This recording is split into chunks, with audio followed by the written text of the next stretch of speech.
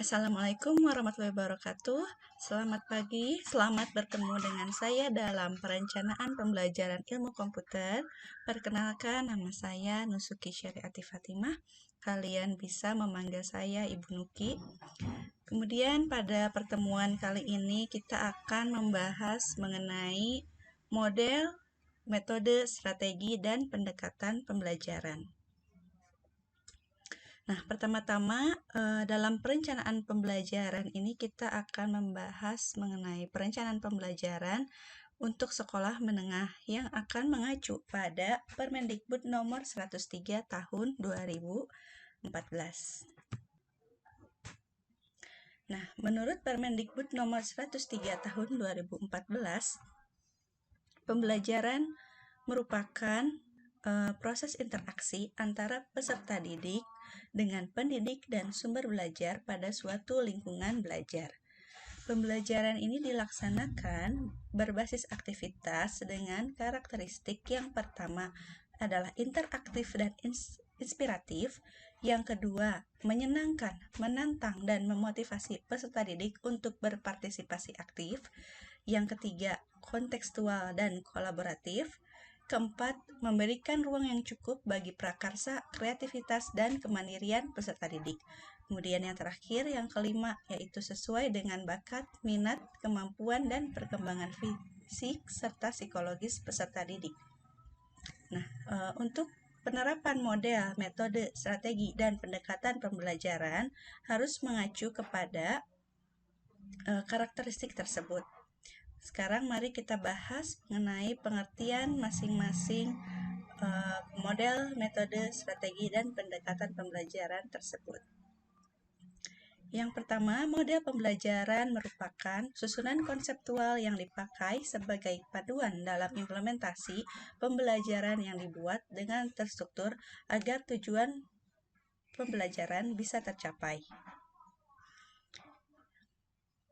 Model pembelajaran memiliki kerangka konseptual dan operasional pembelajaran yang memiliki nama, ciri, urutan logis, pengaturan, dan budaya.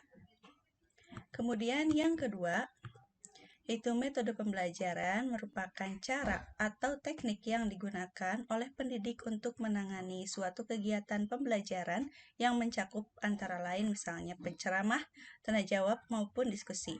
Mengenai contoh-contoh tersebut akan kita bahas lebih lanjut. Kemudian yang ketiga, yaitu strategi pembelajaran, dapat dijelaskan sebagai suatu cara yang dipergunakan secara prosedural dan sistematis dalam suatu aktivitas pembelajaran dalam rangka meningkatkan kualitas hasil pembelajaran. Langkah-langkah tersebut digunakan untuk menciptakan lingkungan pembelajaran yang memungkinkan terjadinya proses pembelajaran dan tercapainya kompetensi yang ditentukan. Kemudian yang keempat, pendekatan pembelajaran merupakan cara pandang pendidik yang digunakan untuk menciptakan lingkungan pembelajaran yang memungkinkan terjadinya proses pembelajaran dan tercapainya kompetensi yang ditentukan. Jalan atau arah yang ditempuh oleh guru atau siswa dalam mencapai tujuan pembelajaran dilihat dari cara materi tersebut disajikan. Selanjutnya, mari kita membahas mengenai macam-macam model, metode, strategi, dan pendekatan pembelajaran. Yang pertama, model pembelajaran. Pada kurikulum 2013 terdapat 3 model pembelajaran yang menjadi andalan yang bisa mendukung aktivitas belajar mengajar. Nah, model pembelajaran ini didasarkan pada visi Permendiknas nomor 103 tahun 2014, yaitu agar peserta didik bisa berkembang dan mempunyai karakter saintifik, rasa ingin tahu, dan perilaku sosial. Model pembelajaran tersebut terdiri dari yang pertama, Project Based Learning. Model pembelajaran ini melibatkan peserta didik dalam isu-isu dan masalah kompleks di dunia nyata. Peserta didik dapat menerapkan pengetahuan dan keterampilannya dalam berbagai konteks. Peserta didik dapat melakukan riset, keterampilan merencanakan, berpikir kritis, dan keterampilan dalam memecahkan masalah. Dalam model Project Based Learning, seluruh aktivitas peserta didik mengarah pada tujuan akhir untuk menghasilkan suatu produk. Tujuan dari Project Based Learning yaitu problem solving, keterampilan, aktif, dan kolaborasi. Kemudian yang kedua adalah problem based learning. Model pembelajaran ini menekankan pada proses penyelesaian masalah yang dihadapi secara ilmiah. Problem based learning memanfaatkan strategi yang lebih sistematik untuk menemukan solusi dari masalah yang ada dalam kehidupan peserta didik. Misi utama dari problem based learning adalah merangsang dan meningkatkan kapabilitas peserta didik dalam berpikir kritis, analitis, logis, kreatif, dan sistematis. Alat-alat pikir tersebut berguna untuk pemecahan solusi peserta didik dalam kehidupan sehari-hari dengan cara penelitian data empiris sehingga pola pikir ilmiah akan terbangun. Yang ketiga yaitu model pembelajaran discovery learning. Model pembelajaran yang mengembangkan kemampuan belajar aktif pada peserta didik agar dapat melakukan investigasi dan mendapatkan ilmu secara mandiri. Melalui discovery learning ini, peserta didik didorong untuk mengidentifikasi hal yang ingin diketahui, dilanjutkan dengan mencari informasi sendiri, kemudian mengorganisasi atau membentuk konstruksi hal yang mereka ketahui dan pahami dalam suatu bentuk akhir. Tujuan dari discovery learning ini yaitu untuk membangun kemandirian belajar siswa dan membantu siswa untuk berpikir inovatif. Kemudian selanjutnya metode pembelajaran.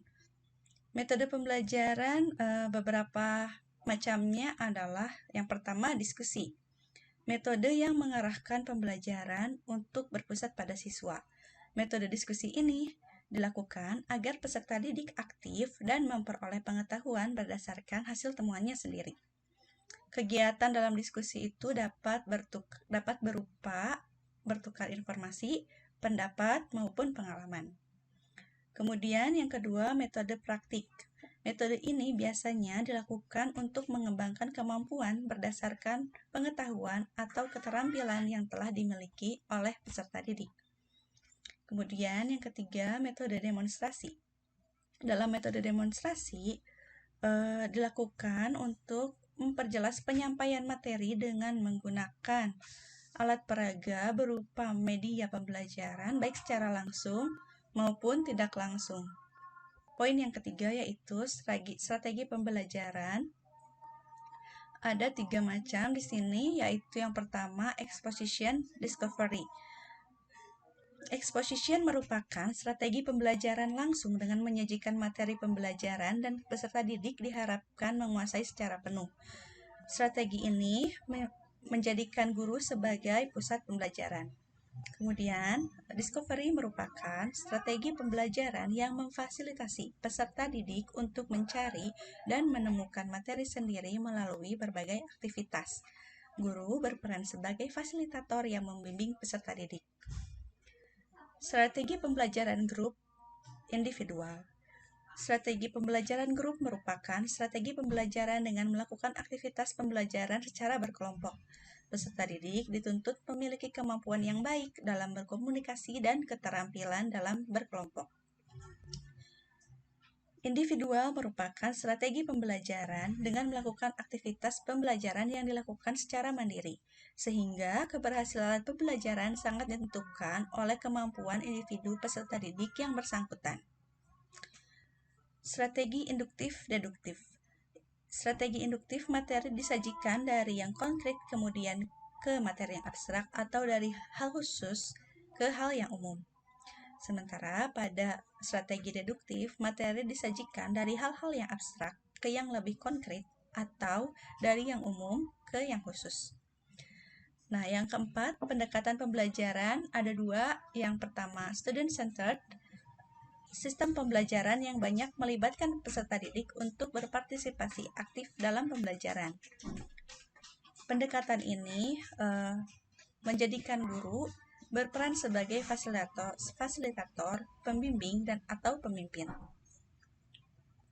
Nah, untuk student-centered ini, salah satunya adalah pendekatan saintifik yang juga harus digunakan sesuai dengan Permendiknas nomor 103 tahun 2014.